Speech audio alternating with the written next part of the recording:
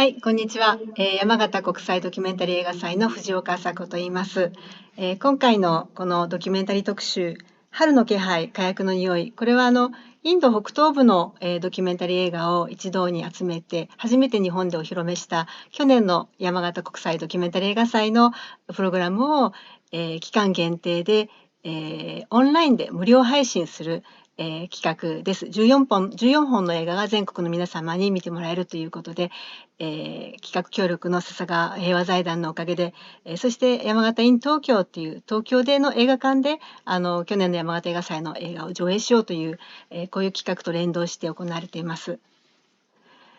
でこの特集に合わせていくつかオンラインのイベントも、企画しましたけれども、今日は監督さん3人に登場していただいて、それぞれの作品作りのことや、それから、インド北東部でドキュメンタリーを作り続けること、発表し続けることのそういうご経験や、それからお考えについてお聞きする会です。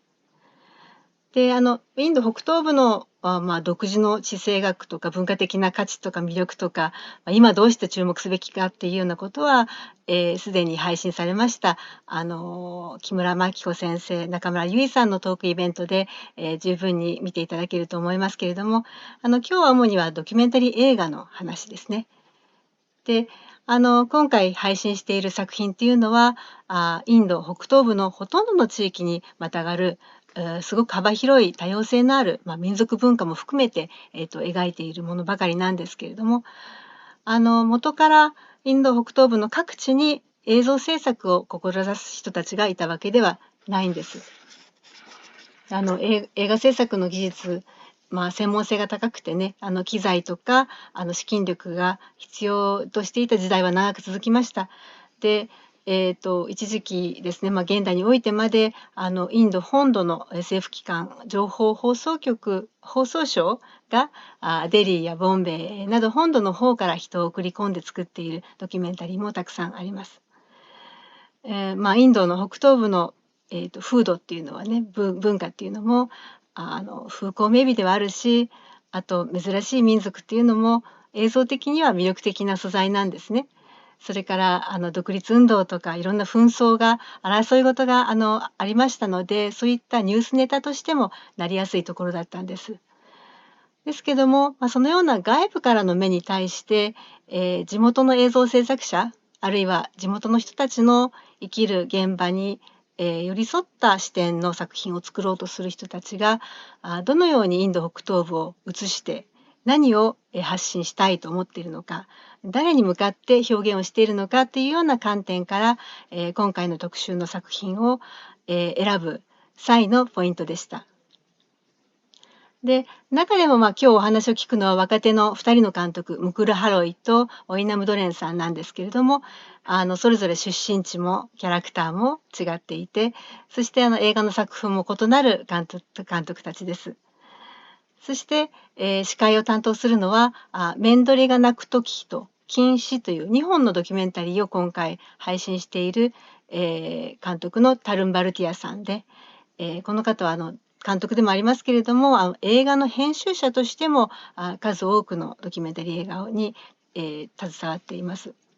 もともとはビハール州っていう本土の方の出身なんですけれども、幼年時代からメガラヤ州のシロンで育って、大人になってから地元カーシの女性と結婚して、いわば、インド北東部に婿入りしたというふうに言えるような方なんですね。このような少しアウトサイダー的な視点を持つ人、しかも社会運動を通して変わりつつあるインド北東部の現在を見つめてきている人にアドバイザーとして今回は参加していただいて、山形映画祭のプログラムを作り上げました。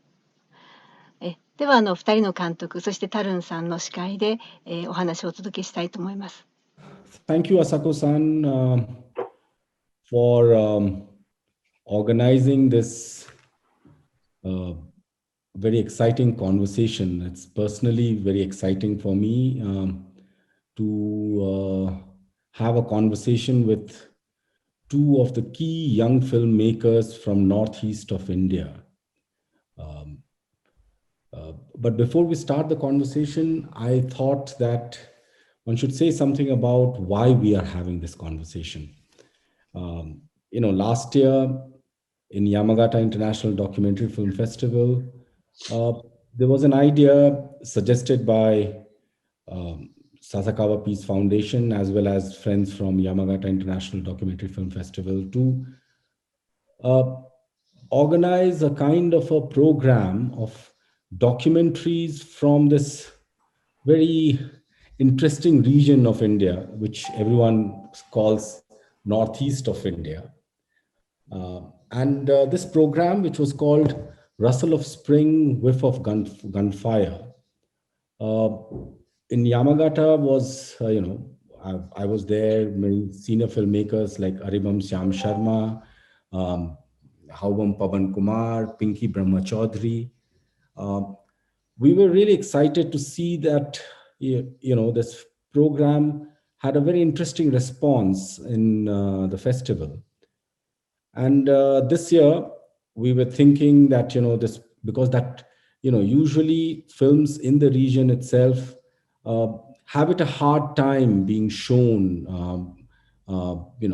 even many of us within the region, which although this region is very small, we don't get to see each other's film. And this was a kind of a historical overview of the documentary practice in the region.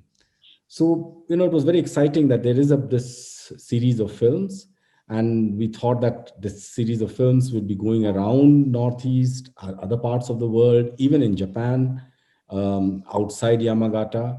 But obviously the pandemic stuck, and but it did not stop friends from Yamagata International Documentary Film Festival, Documentary Dream Center, and Sasakawa Peace Foundation to put together a kind of an online streaming, a limited time streaming of these films with Japanese subtitles.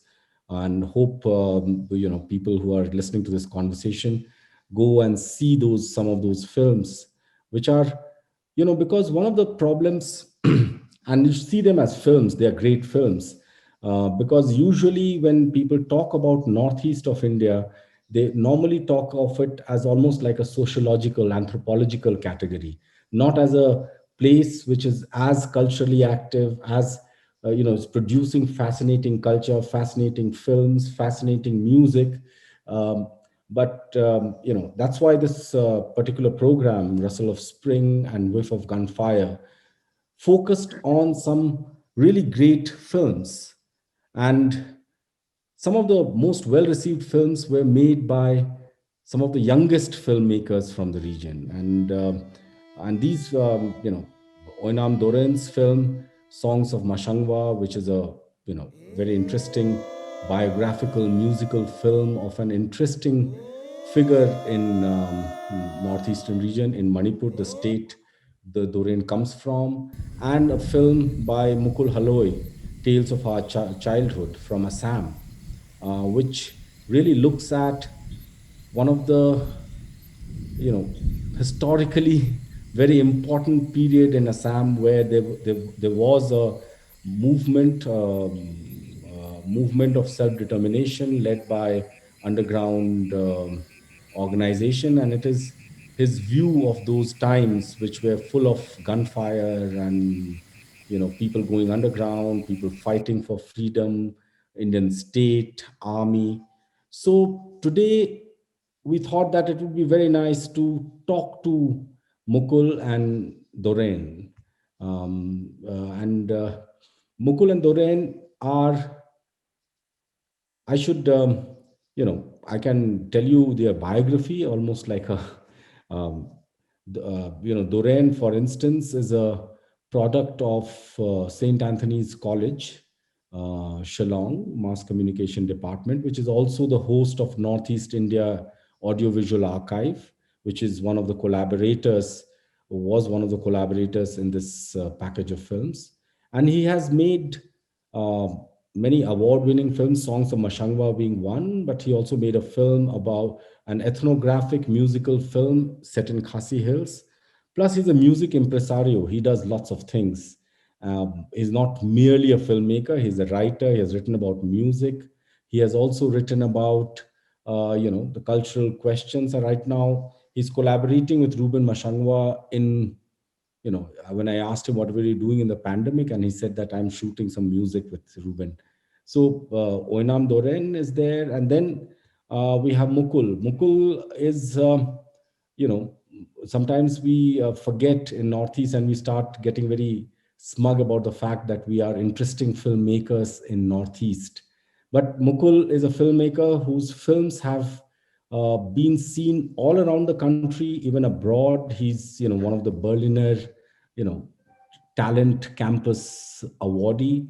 Plus his films have got, I can't read out the list of awards. It's embarrassingly long. But more importantly, Mukul has been one of the one of the key filmmakers, even though he's young, and who has found a way to look at local history in a very interesting way, local memories in an interesting way. So welcome Doren and welcome Mukul, and I think that this conversation would be interesting, not only for friends in Japan, but also when people see it in the region as well as in India. So welcome, and we can begin the conversation. Thank you so much. Thank you, Tarun, and thank you, Asako and UV. I grew up watching Japanese movies, and right now I'm very excited because Japanese people are going to watch my film. So this is a very exciting moment for me. Yeah. Same goes for me, definitely. And I was in a film school, and all our 5 years in the film school were influenced by the Japanese filmmakers. So yeah, let's begin maybe. That's true in the sense that northeast of India, the east of the world is closer to northeast than other parts of India. More they think of west much more, but in northeast, Eastern culture, where there's Japanese culture, Japanese film. So because you started off by talking about your interests in Japanese films, so how did you decide to be documentary filmmakers? Did you have a plan, or did you just stumbled into it? Yeah. So I won't say particularly like documentary making, but as a coming to film, it was like an accident only. I mean, I wanted to make film or get into the world of cinema, but I was at home and we didn't have much of exposures and knowledge about that whole practice of making film and all. Then I went to Delhi to study political science, and somebody told me about there is a film institute in the country and all. So I gave the entrance and I got selected, and that's how that entry into that world of film it has started. And particularly about documentaries, because I have made only one film till now. Non-fiction, which is Tales from Our Childhood, and that film was in my mind for quite a long time. I didn't know whether that is going to be a film or a book, or I don't know. But all those memories attached to it, our growing up time in Assam during 90s. So it finally took shape of a documentary film, and so it was more of a thing like that subject of that film. It actually dictated, it actually guided me to be a documentary filmmaker, I think. And No. yeah. Mukul, just to interrupt you, sorry for interrupting you, but can you tell us a little more about this, your place, Assam, and the times you're talking about? Because people may not know Right. what times you're talking about. Yeah, so I'm from a place called Nalbari in Lower Assam. There are two divisions mainly in Brahmaputra Valley of Assam. One is Upper Assam, then there is Lower Assam. So I'm from that area, and when I was young and during the 90s, so there was a very strong and violent political movement was going on in Assam and also in many parts of Northeast, in Nagaland, in Manipur, in a lot of places. So that was one of the movement which was about self-determination or ethnic identity, political,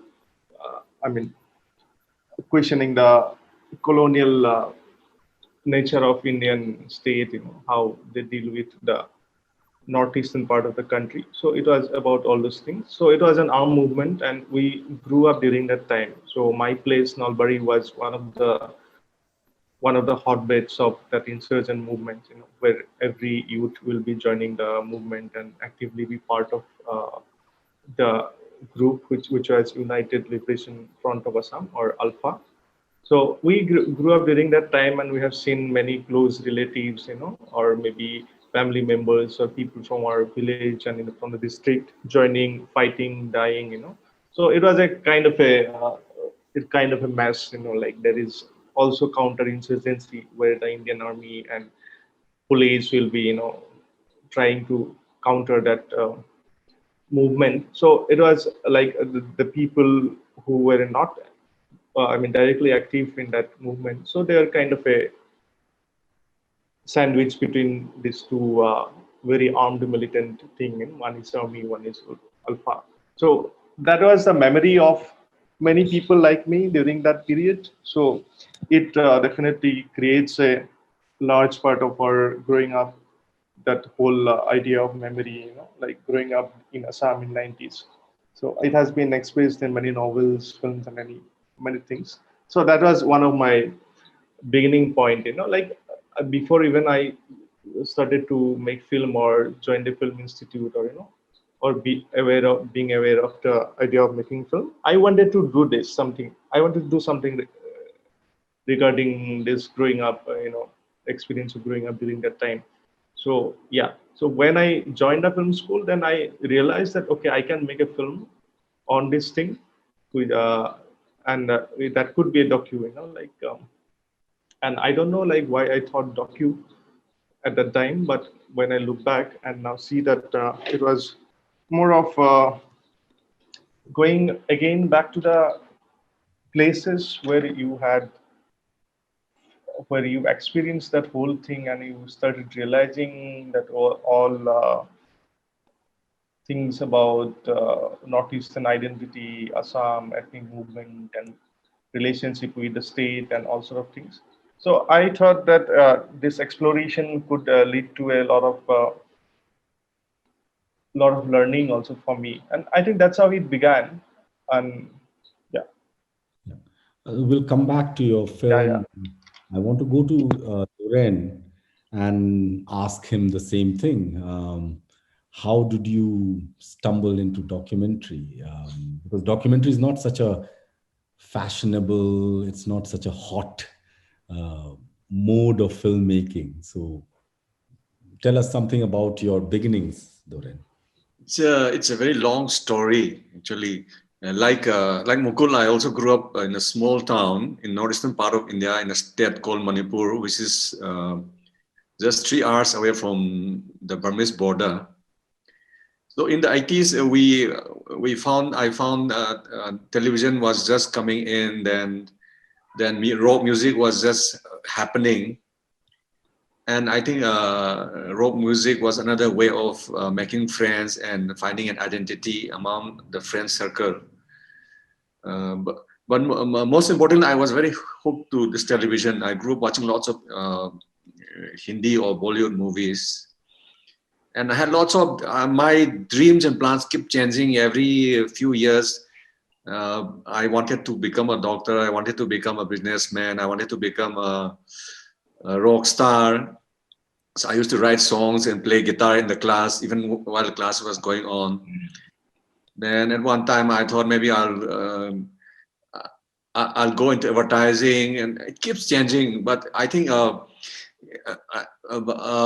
then I moved to Shillong and got admitted to St. Anthony's College in the video production department. And I think I met Tarun, and Tarun had also had a strong influence on me, I think, because I always see him in the college with this fancy camera with long hair, and I used to visit his house in the Nehru campus. I used to see all the books, and and it was a kind of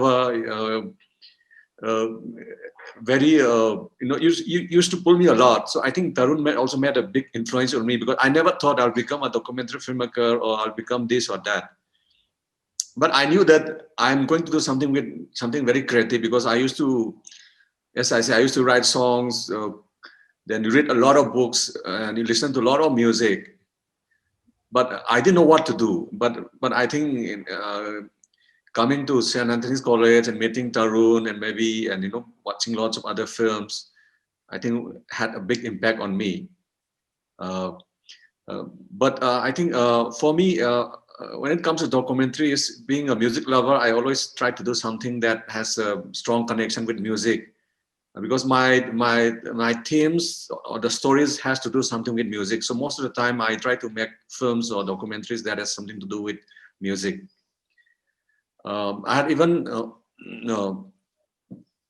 so up to now, I have been making lots of documentaries that has got something to do with music. Even now, I'm trying to start post-production of another film that has got something to do with music. So for me, music is a very strong reason to do documentaries, because I tried to become a rock star. It failed because I tried to perform on stage. Everyone laughed at me. So I decided, no, I'm not going to be a performer. I'm going to be a music promoter. So other than making documentaries, I also do lots of promotion of other musicians and other artists. I also write lots of stuff in magazines in India and abroad about musicians in India. So I think. So, Doren, just picking up from there, from your thing of interest in music, and also you referred to, you were talking about you wanting to be a rock star. What do you think, because your first film, full-length film, Songs of Mashang Va, is about a very interesting musical figure who, who straddles these two kind of tradition as well as modern.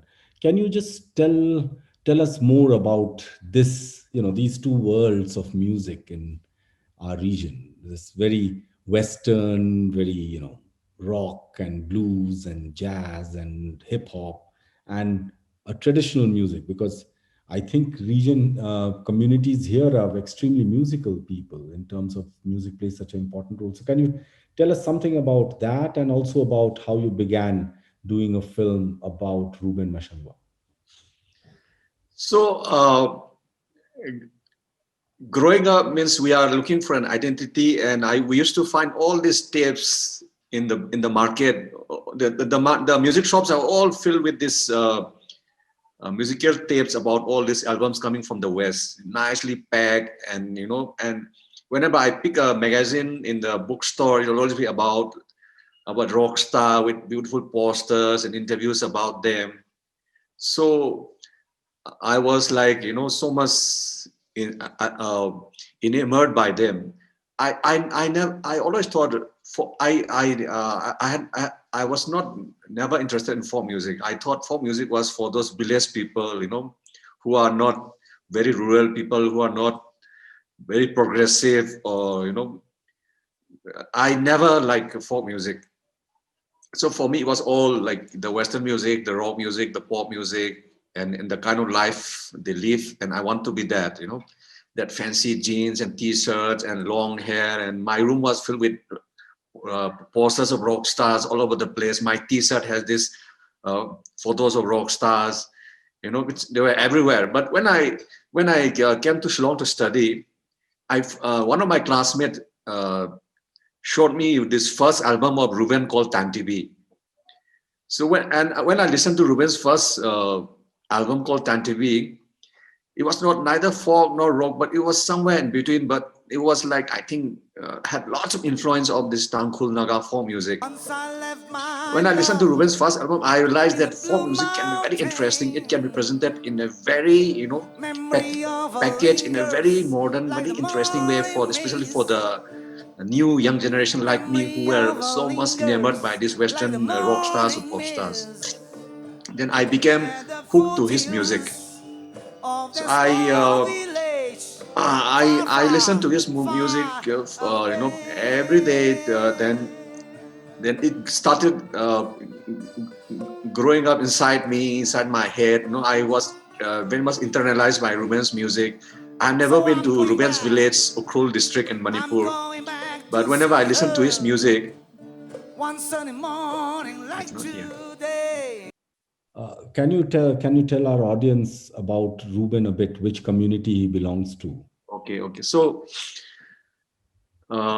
Ruben belongs to this Tangkhul tribe in Manipur, and they are mostly confined to Ukhrul district in Manipur, which is one of the biggest district. And I think Ruben's tribe has about a population about 200,000 population, and they have a very rich, very progressive culture in terms of music, culture, dance, lifestyle. I think they are very much advanced. And so listening to this Ruben's music, always saw me glimpses of life in the village, of how people live especially in the Ukhrul district, and the life of the Tangkhul Nagas in the forest, in the rivers, in the farms. And I keep on dreaming that, okay, one day maybe I'll do music, maybe do a project with Ruben. I never thought I'll make a documentary film. So after 6 years, one day in Imphal, I met Ruben in a studio, and I told him that, Ruben, I want to do a project with you. Then after 6-7 years, I think the Ministry of Culture said they want to make a film on Ruben. So even I don't even have to look for money. The money was there. Ruben was willing, so I just jumped into the field, and I started making the film. I was with Ruben. I traveled with him all over India and most of the villages in Ukhrul for about 2 years. I think it was the best time of my life. It was the happiest moment of my life. I just had the camera in my hand and my sound recordist friend, and we were just following Ruben. And I never had to worry about money. I never had to worry about getting my film into film festival. I never had to worry about getting an award or finding money for my next film. I never had to worry about getting married. Right now, all these pressures are here right now. So I think that was the best time of my life.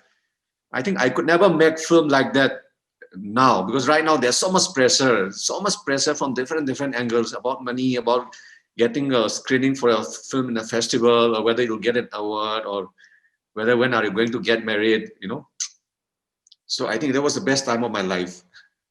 Taking up about this pressure and being young and making your first film, which can always be very exciting and memorable experience. So I wanted to ask Mukul, was it very exciting? Do you think that you would be able to make a film like this again? Would it be the most memorable experience you will ever have about documentaries, Mukul? I don't know whether that was the most memorable one, but definitely make the first film always it has certain kind of a very free flowing kind of a thing. You don't have many pressures.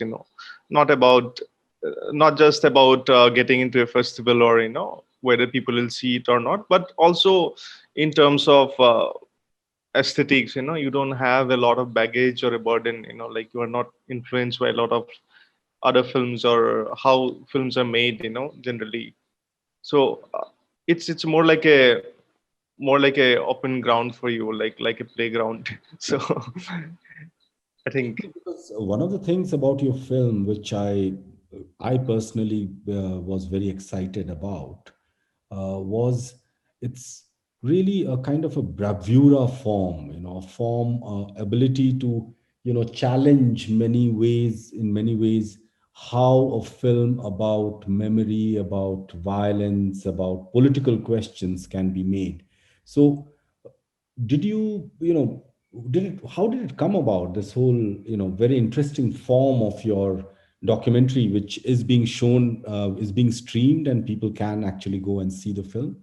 So what do where did you get that form from?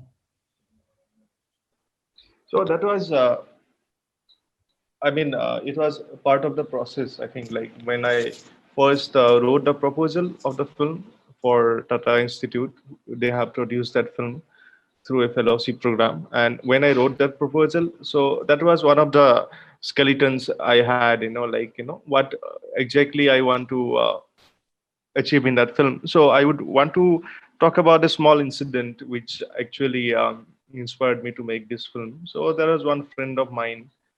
He wrote an article in 2009, I think. That was the time when the Ulfa leaders. So they surrendered. They were captured in Myanmar or Bangladesh. I don't remember. So and then they were put into jail, Guwahati jail, and they were released in 2009. So that was also that period when that whole Alpha leadership and Alpha, that whole structure, it has fallen apart. So they were released from jail, and my friend, he was there, to receive them with a lot of people, and he was expecting that. He wrote like that. I mean, that in that article, that he was expecting that he would see someone who would look like Che Guevara maybe, or Fidel Castro, that physical appearance of a rebel. So, and when he saw the leaders, they were like affluent, they were like political leaders. So it had actually shattered that image of rebel in his mind, and that was quite fascinating for me. And he was also young at that time. My friend, he was maybe around 20, and that's what he expressed very honestly. I mean, like what most of the people in Assam had an image of the rebellion, of the rebel, of the people who were fighting that whole movement. So that was one of the triggering point for me to make this film, because I also certainly associate with that feeling. Yeah. So and so when I wrote the proposal, it took a little bit of shape. I mean, how the film should be. So I began with my personal memory about it, like starting from my own place, starting from my home, how my mother had seen it, that whole movement, how my father has seen it, or how my friends have seen it, so I wanted to begin with that. So when I did the research for the film, I had met a lot of people. I met the leaders also, all the rebels and all, and I have interviewed them. So when I continued shooting and when I started editing the film, I have realized that this film is not about the movement or the organization who was heading that movement, but it's more about the people who have witnessed it, like me or like my mother or the people, in the villages. So I think that was a guiding principle for the film, and I think because of that, what is now the structure of that film is actually it's because of that, like fragmented memories, fragmented thoughts of people, because another thing was that you cannot make a film about Alpha which will be complete, in a sense. It cannot be complete in one film. Doreen, your film is of a slightly different kind. It's based on a person, and so in terms of the final film, what did Ruben Mashangwa himself, who's the main character in the film, think about your film? And how did people respond? And I'm interested in the responses, and I will come to that, because after this part of the conversation, I want to look at larger questions of documentary and audiences. How did people in Imphal or in Ukhrul, in Manipur, respond to your film? First, how did Ruben respond to your film, documentary itself, and how did the audience there respond? What did they say? I think before making the film, Ruben and I traveled a lot together. Even after making the film, Ruben and I traveled again together a lot. This time with my film and with Ruben's music. So before I was traveling with Ruben's music, just following him. After I made the film, I was traveling again with Ruben, with my film, and with him as a musician. So we were invited to a lot of places where we were made to screen the film, and also Ruben was made to perform. Even this year in May, we were supposed to go to Dhaka in Bangladesh to screen the film also, and also Ruben was asked to perform along with the film, which was cancelled because of the pandemic. Of course, it will happen maybe by next year. So I think even now, I think the audience for the film is growing. I think growing very much, and a lot of friends told me, I don't know, I was flattered because they said, Doreen, this is one of the best musical film I've ever watched. I don't know why they said that, but because it's not only about music. Because the film has got so many layers about how modernization and how the coming of Western culture is shaping life of tribal life in the Northeast, and how Christianity, coming of religion, has destroyed or maybe changed the culture of a small community, and how Ruben, from a very poor family, and how music has given a new life, for him. And especially, I think Ruben is also responsible for introducing the Tangkhul Naga people to a much more outside world, to the rest of the country and to the other parts of the world, because it is through Ruben's music that people came to hear about the Tangkhul tribe. So I think fans are growing even now. We still have more fans. Even now, there's lots of people who still ask me questions about the film, and they say they want to do screening of the film. So we all are very excited about the film. And I was also very happy that through the film, I managed to record a lot of master folk singers of the Tangkhul people in Ukhrul. And most of them have died now. The scholars who I interviewed was one of the most profound Tangkhul scholar. He died last year. The four folk masters which I recorded, they also died some years back. So I think it was a kind of a very good documentation of the Tangkhul folk music, or of the folk culture of the Tangkhul community. And I think even so a lot of scholars also, I think I heard that they refer to my film when they want to talk about the Tangkhul music or culture, or about life in the Northeast. So I think the film has changed a lot for us, especially for me and Ruben. And this has also given a lot of encouragement to do more documentation about smaller communities in the Northeast communities in India. The only problem is that nobody is interested now to watch this kind of a documentary. Everyone wants to see those very dramatic, documentaries that the ones you see in the Netflix or Amazon Prime or Apple TV. So it's a very interesting point at which you stopped, and which brings me to my next question about. And you said a very important thing, that why, especially for smaller communities in the region, documentary as a form becomes one way of at least saving some of the memories which will get lost. And especially for smaller communities, that is a very, very important thing, that, at least someone records them, because, the languages are getting vanishing, cultures are vanishing, music is vanishing. So,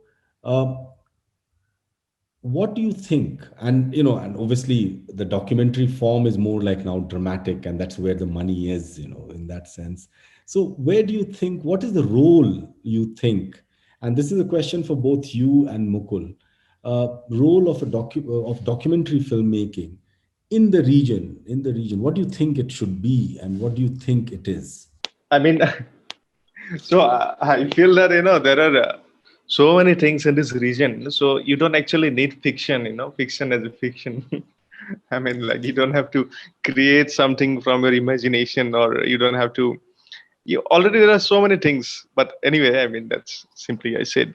But Northeast as a grouping, like political grouping only in the beginning, and then all those ethnic movements. And so I feel that a lot of Northeastern people, I mean, that affinity as a Northeastern, so whether that's cultural or political, or whether, so that's a very interesting thing. So I feel that in this whole kind of negotiating between this political and cultural identity in Northeast, I think documentary plays a very big role. I mean, it's as Doran said, it's also a preservation of memory, definitely. Like the Sanjay Kak's film in this program only, in the forest Hensi Bridge. So that is, I think, one of the very great examples of what documentary could do in this region. I mean, not just kind of a archive of. It's not just a archive of life practice or ethnic documentation, but it talks about a certain political thing also, like the idea of development in this region, how ecological balance is actually it's going into a very dangerous zone and all, So if you look at the fictions from this region, it doesn't talk about that, because what I feel, it's not, the fiction is actually not born out of that cultural tradition or the political tradition of this place. It's somehow borrowed from the other places of India, other dominant cultural movie industry or whatever you say. Only a few, definitely. There are few voices which are actually trying to talk about that whole Northeastern practice and all in fiction.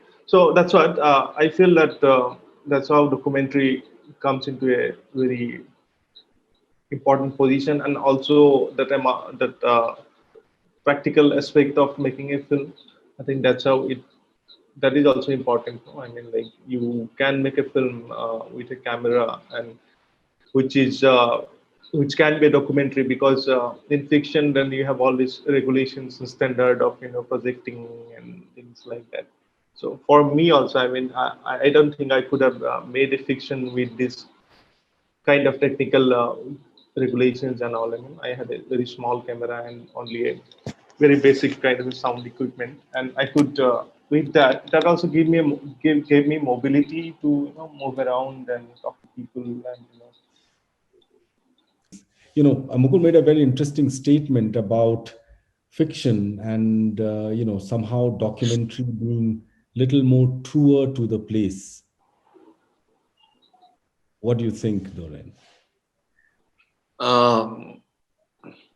Yeah, so when I made this film, I was filming like about for 2 years. So you can see like life in the villages in Ukhrul and in Ukhrul town, like during the monsoon, during winter, during spring, during autumn, you can see different seasons in my film. So you can see like about life, especially and about the people in the villages, the lifestyle, the architecture of the place, and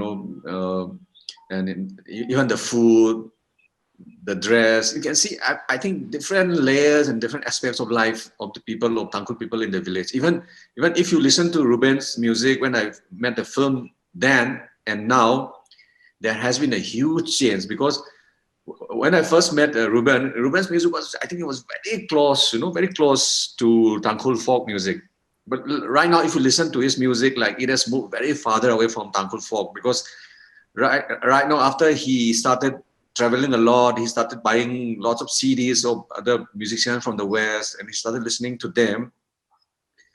Now he has been so much influenced by this Western music. Now I think his music has moved very, very far away from what he really started off.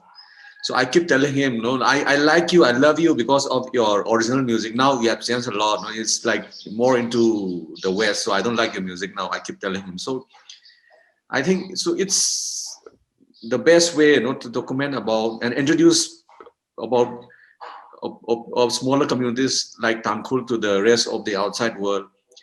Because even since we are doing this for the Japanese audience, I think Japanese reached Ukhrul village, I think in 1942, I think for the Second World War. So I think we are going to introduce the Tangkhul people again, I think, through this film, I think, to the Japanese audience. So I think film is one of the most powerful tool, I think, to introduce a community to the outside world, in every possible way, lifestyle, food, music, culture, dance, culture, architecture, every aspect of, of a community. I think film is the best way to introduce them to the outside world. No,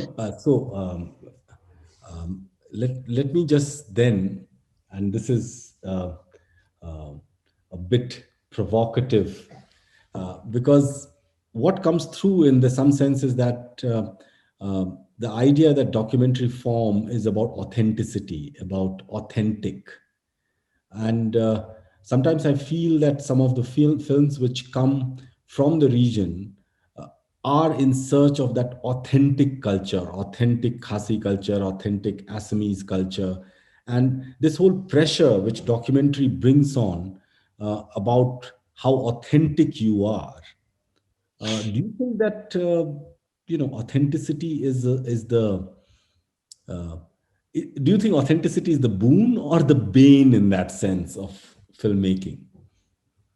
Because Doran thinks that Ruben has moved away from authentic thing. Mukul also thought that fiction somehow was little less authentic than documentary as a form. But there is what do you think about this whole? And it's a very serious question in the sense that one of the things which people always, when you make a documentary here, how authentically have you shown the culture of the place? Do you think that question, Mukul? How would you respond to this provocation from me?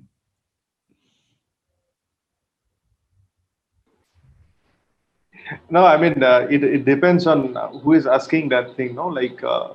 Like who wants to see that authenticity? I mean, whether it's a authenticity, expected by, certain audience, or whether the people from that own community is saying, like whether you are showing our culture as it is, or like you are not, or you are intervening. So, what are the questions, Tarun? I mean, again. What I was asking is that the documentary always has this thing, and especially here, where cultures are vanishing so fast that the question of authenticity becomes very important. Question of authenticity and also presenting the best view of your culture to the outside world. Okay. So, I mean, I don't think so. I mean, there is definitely that attempt to record authenticity or document authenticity. I think it could be because it's changing so fast, mainly in Northeast, I mean, from every aspect, from culture to nature, ecology to environment, and also political changes. So that documentation, I think, in one way, it's quite necessary, to record that authenticity in a way. But then it's making into a package and putting it for exhibition. I mean, that could be a different thing, like it could be that whether someone else want to see this place that way, or you are actually, I mean, having a purpose in your work to, record that place, document that place and giving it for a bigger purpose, maybe archiving and keeping it for the next generation. So Doren, what do you think? And another thing sorry. Okay, no, Mukul, finish your thing then. Yeah. So, and there is also, that's what, like we as a filmmakers, so, I mean, in which point we stand, because there is, even in Northeast now, I mean, there is no such thing as an authentic, pure culture, it's being, there are changes, there are different cultural influences, like as Doreen was only saying about, maybe in terms of music, maybe. So when we go to a community to record their music, maybe, so whether we completely negate that other influences or we try to incorporate that present, that which is the present time, even we are talking about the past. So maybe that's how. Doren? I think the best thing about the documentary is whether it's authentic or not. Documentary put the culture I'm documenting into a kind of a platform where people can debate. Like for my film, we had to depend on the interviews mostly to get information. So in my film, one of the scholar, this uncle who died last year, Stephen Angang, who is supposed to be one of the most profound scholar of Tangkhul culture, and he has written a lot of books. He said something in my film, and a lot of young scholars said what he said was wrong. They didn't agree with what he said. They said it was wrong. So I think so. Stephen Angang said that what he said was authentic for him, but for the new generation, the scholars said it was not authentic, it was not real.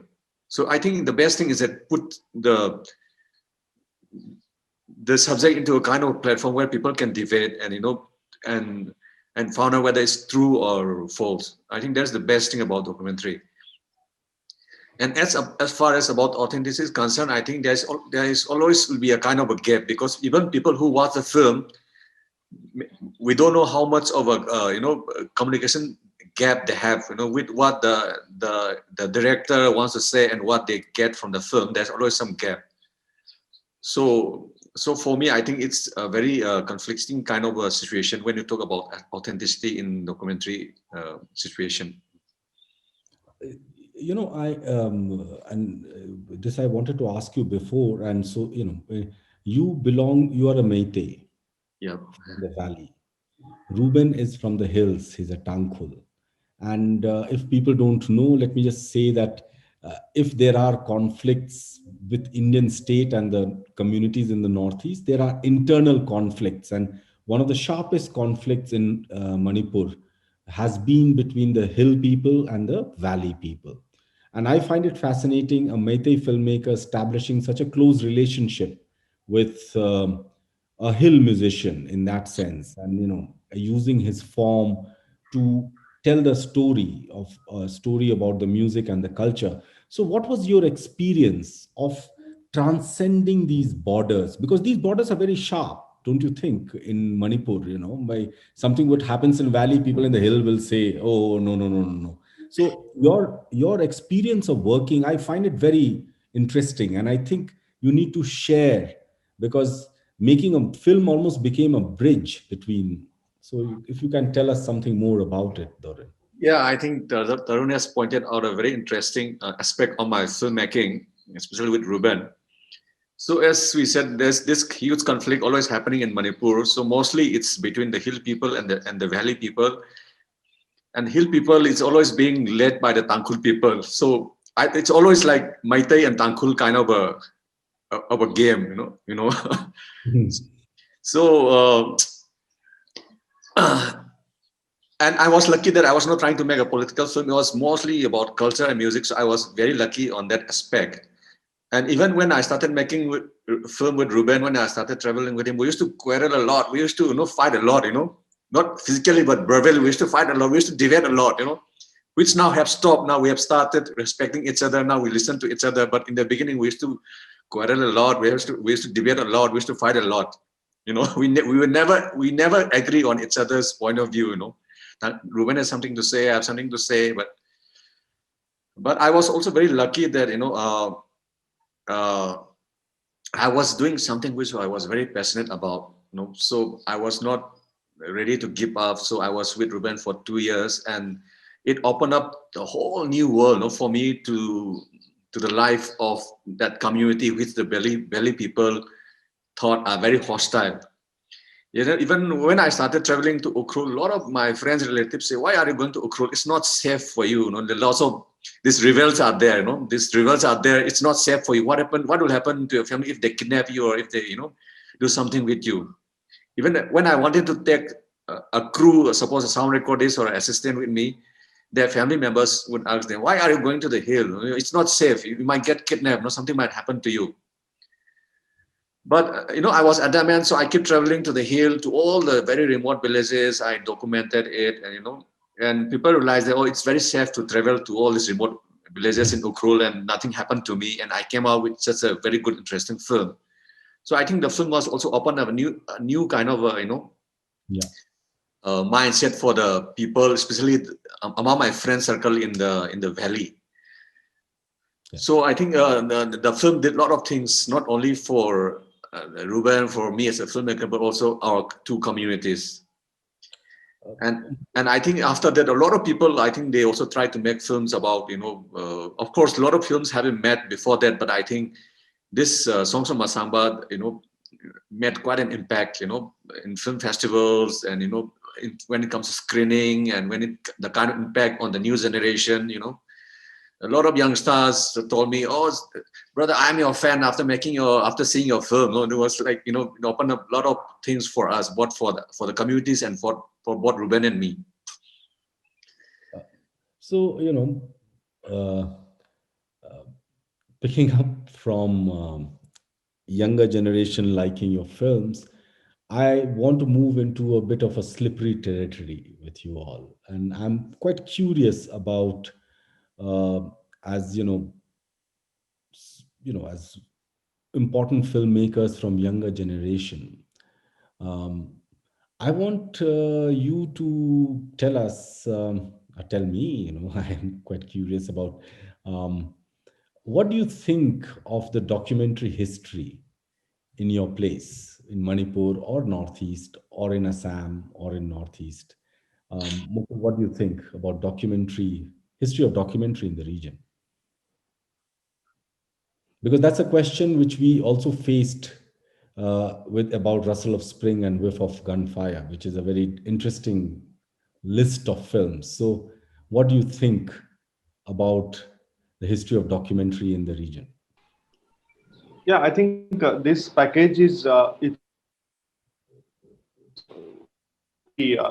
package because this has got, I think, almost all the films which are which are actually talking about Northeast in a more so I mean like with a lot of different voices and in also its cinematic methods and all. So I haven't seen a lot of films from Northeast. I've only seen quite a few, but I know of the films, what is happening.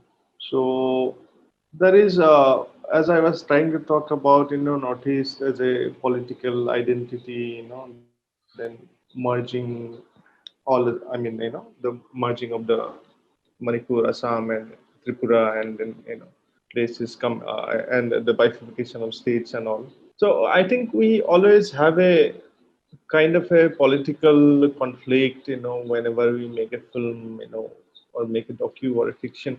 So that trend, I mean, Northeastern docus, it has actually captured quite well, I guess. I mean, and then like Doran's work, that cultural uniqueness, whether so that's what I was thinking about when you send the questions, like that Northeast. How do you talk about Northeastern film? Like is it a very is that category, like all the films, does it have, do they have kind of similar trends or aesthetic principles and sort of things? So like I want to mention about two people from Assam, like their films are already in this package, Kotambara and Altaf Majid. So, and I think that in Assam, like I haven't seen any documentary which has impacted me, or I feel that I should see this film. So only these two people, like, who have made very interesting way. Like one is a documentation of the ethnic practices, and another was he was moving on to more modernist ways, like the making a film about a novelist, which is kind of pulp fiction and all, and then going to a place where he's trying to work around the myth, of, and then like the Kirby version of the Indian text, epic Ramayana. And so I felt that only these two people I really admire from my own state. So in that way, I think there has not been much work done in Northeast in terms of documentary, I guess. I might be wrong, but that is my honest opinion. And yeah, definitely, if you talk about Manipur and Arivam, Arivam Syam Sharma. I think, and when I was talking about fiction, also I was thinking of him while I was talking about, like, when I saw Arivam Syam Sharma's film, then I saw it in FTI. I didn't actually know about him till that time, 2013, I think. And when I saw his films, I felt that this is something which is intrinsically Northeastern, which is very exceptionally Northeastern. It's not a film made in maybe in a Northeastern language, but the aesthetics is borrowed from some other place. So that was not. So that's what I was trying to talk about, even in terms of docu. So there are lot of docus are being made in this region now. So everyone is making, but then whether to call something Northeastern and try to look at it from that lens of politics, culture, and ethnic affinity. So yeah. Doren, do you want to slip into this? Yeah, maybe I want to add a little bit to what Mukul said.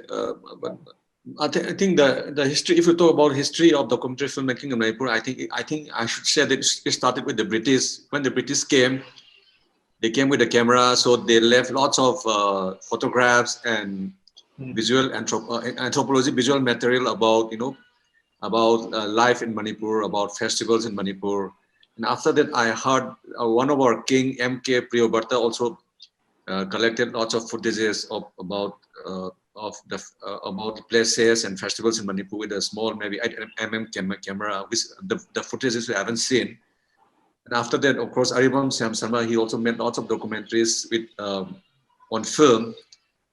Of course, I think he wasn't trained, so it was not in a very proper formal structure of a documentary. It was just a recording of events or of a culture of a community. But whatever he did, was very important in the history of documentary filmmaking, especially in terms of anthropology and ethnographic point of view.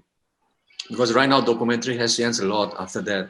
Now we have a kind of a set formula, a kind of a structure. You have to, everything is so structured now that sometimes it's very confusing whether you're making a fiction or a non-fiction.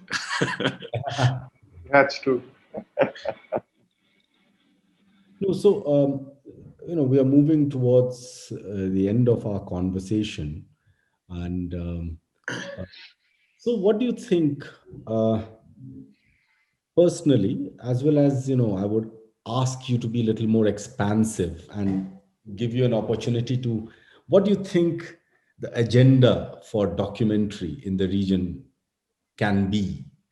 What are the kind of themes you think are not being explored? Because as Mukul rightly said, there are lots of documentaries being made. Government is producing documentaries after documentaries. Doordarshan, Indian state television, has produced huge number of documentaries. NGOs are producing documentaries. But amidst all this overproduction of documentaries, as independent filmmakers, both of you are, I would consider, independent filmmaker, in the sense that you started making your film, even though Ministry of Culture may have supported Doren, but he had already been started shooting it independently. And in your case, you had an idea and you went to a very obscure funding body, which is a Tata Institute of Social Science. So as independent documentary filmmaker, and that's, for me, that's a very important category. People who make films exclusively for the state bodies or organizations, and people who are outside that system. What do you think that your imagination for the documentary scene in the region can be? I think I'll speak from my personal experience. I don't want to talk about other filmmakers. I think as far as I'm concerned, like when people think that they're watching a film from the Northeast, and if it's from Manipur, they think that either it'll be about AFSPA, Armed Forces Special Power Act, about violence, or about culture. So I think we are not tied to these two themes. Either it's about culture or it's about violence or AFSPA in Manipur.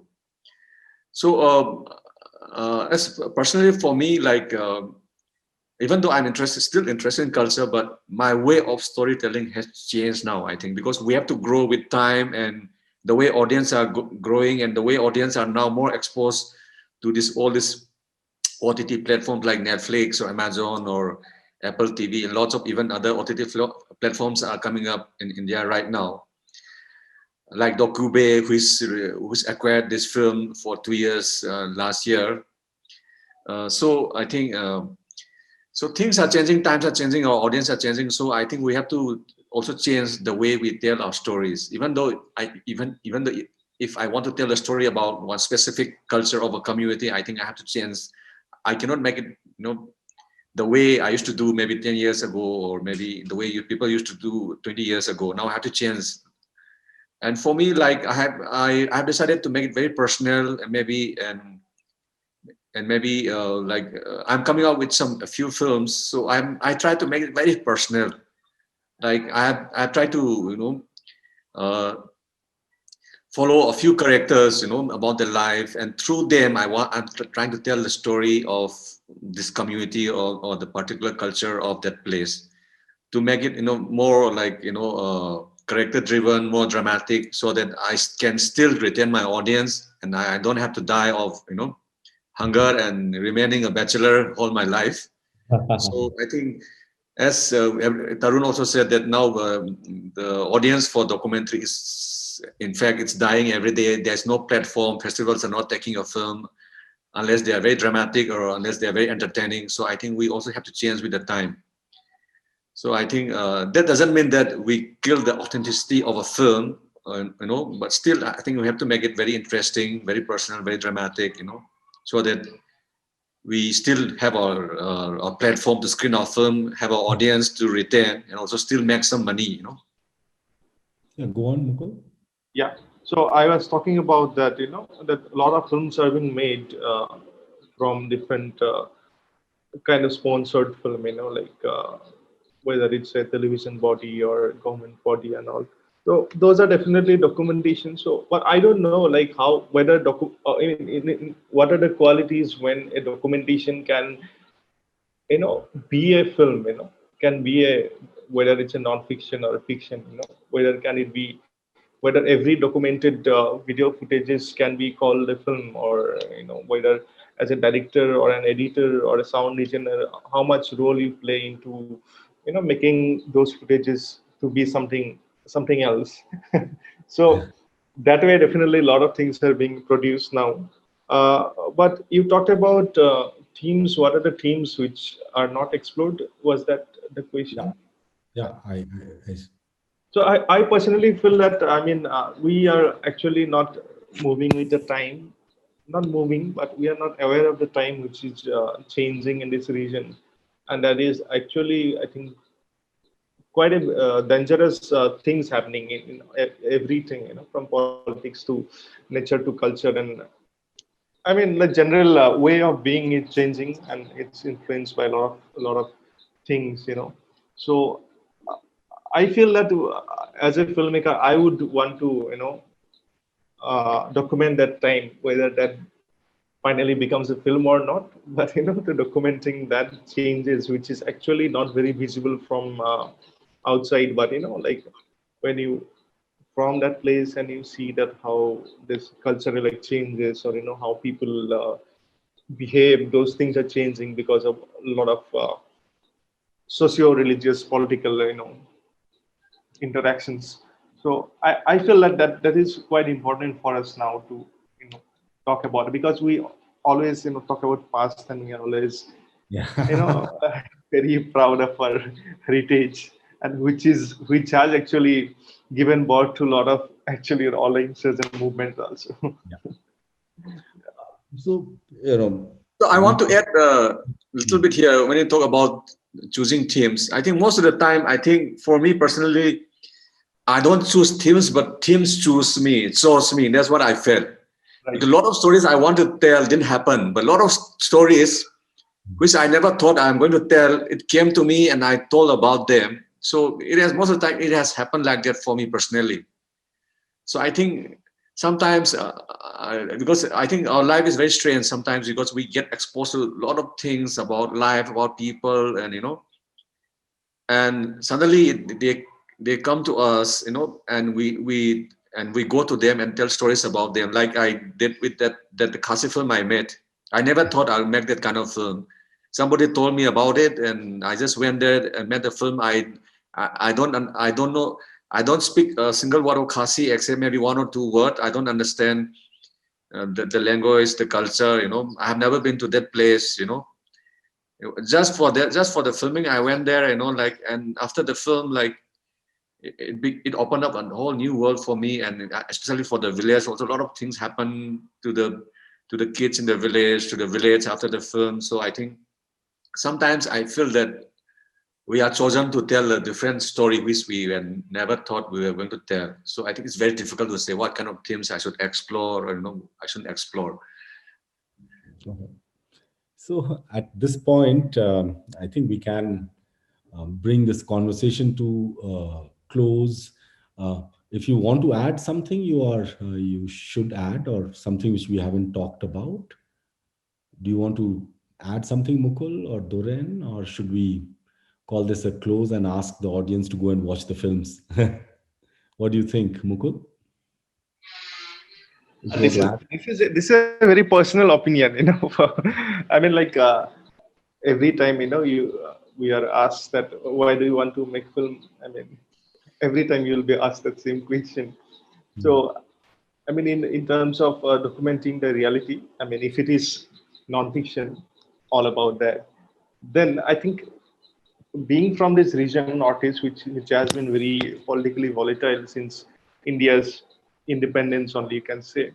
So making a documentary about this time, or about certain issues, or any cultural, or any political or any social event also, I think we have to be a very politically aware filmmaker. Maybe I feel that like to how to place yourself in that whole history and how things have happened in this place and how it's moving towards to something else. So to find our place in that whole transition, I think that's quite important. I mean, I'm just trying to for last few months, and I'm just trying to think about it, trying to read a lot of things, and to at least know that whole heritage, let it call political cultural heritage, and also that idea of visual language, whether it's any different from maybe from the rest of the country, or maybe from South Asia, suppose, because this part is more towards Southeast Asia, so these are like few questions which are, like brewing in my mind. I just wanted to express. That's it's actually, that's a interesting point to leave, because I like the idea that at the end you decided to spill it all in that sense. And the idea that documentary can make us find a place in our times. A documentary as a form, if it has any value, I think that's what it does. And especially now in the region, it is becoming, although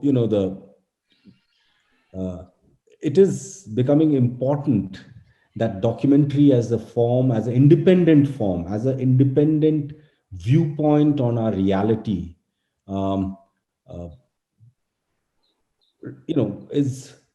goes ahead, because I think the death of documentary, if it happens, is also a death of certain kind of an idea about a society. So I think talking to both of you, we named the program Rustle of Spring, Whiff of Gunfire. I think the spring is here, in sense, with the filmmakers like you, who are exploring from personal questions to political questions to even a stance about your own history, which challenges the consensus in that sense. And this is something, while watching some of these films, you will realize that Altaf Majid's film, which challenges the idea of authenticity, to Gautam Bora's film, to Aribamji's films, to Paban's film, or Moji's film, which actually talks of a very, very interesting questions of religion and faith. I think that, or MNF film, I think there is some kind of a spring which it's not only a rustle now, I think. And this hope people watch the films, and hope we all make films and find our place in our times. So thank you, Mukul, and thank you, Doren. Hope the conversation, I was okay. I did not speak, I did not interrupt much. Thank you. I hope we didn't disappoint you. It was such a enlightening conversation. Yeah, actually, I think there's so many things to talk about, discuss about, but I think we have time limitation also. So I think, but I'm really happy that we could come together and talk about what we are doing right now. I think we should have these kind of conversations more. because it's very difficult to find like-minded people, like this, especially the place where I live.